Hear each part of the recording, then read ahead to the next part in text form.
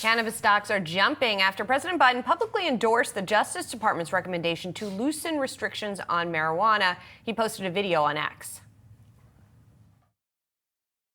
Today, my administration took a major step to reclassify marijuana from a Schedule I drug to a Schedule III drug. It's an important move toward reversing long-standing inequities. For more, we're bringing in Emily Paxia, co-founder of Poseidon, which invests in cannabis companies. It's good to see you, Emily. Clear something up for me. We learned a few weeks ago that this was likely to happen, right? That this rescheduling was being considered. Then we got this announcement today and that statement by the president, and we got a big move upward again. Is it just that it's confirmation? Was there some question about whether it was going to actually go through? No, so I didn't have a question of whether or not this was going to go through, but we do know that prohibitionists who are out there like to try to poke holes in this process. Today's step is another historic step moving forward. What was really started with the president in 2022 calling for a review of scheduling from HHS. Then HHS put forth a very strong recommendation regarding where cannabis should live, which is not at Schedule I. And then the DEA took the step to recommend this. Today we're hearing that, yes, in fact, this is being acknowledged and that we are going to go into a 60-day comment period. So to me, this is just validation that this is working through the process that it should be working through as expected. And I think anything around cannabis reform has been very difficult for the past 10 years plus, obviously. And so anything that's working through an ordinary process and following the steps as it should is very confirmatory. And Emily, so you call this a historic step. What's the next step, Emily? What's the timeline here? Mm-hmm. So it appears we're going into a 60-day comment period, which we are all anticipating that the fatigued and beleaguered prohibitionists who are trying to still challenge the progress of cannabis reform will come forward with fear-mongering tactics and try to throw weak data points out.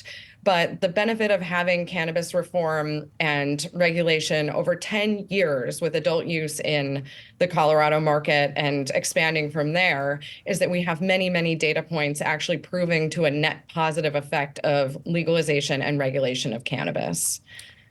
In terms of the rescheduling, does this actually move the needle for companies' bottom lines at this point? Is there a real effect on business as it's done today?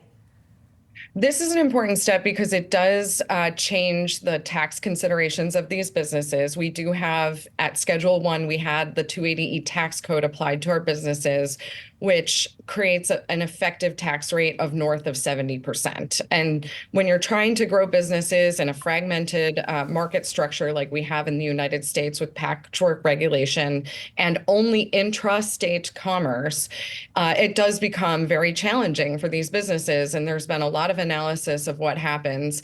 This basically set the stage alongside the Commerce Clause challenge, which is working through the judicial process right now, to say that 280E is not applicable to these businesses.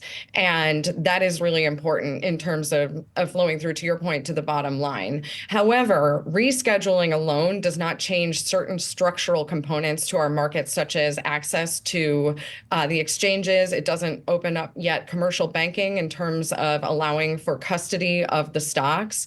And those things do impact the way these businesses trade because they're very thin. Now, since the DEA news, we've seen increasing volumes in the top names in the industry, including, for example, Ascend Wellness Holdings is seeing more volume basically in the last few days than they've seen in like the prior years. So it's interesting. There's definitely attention coming to the sector, but only about 7% of our names are traded with institutional capital.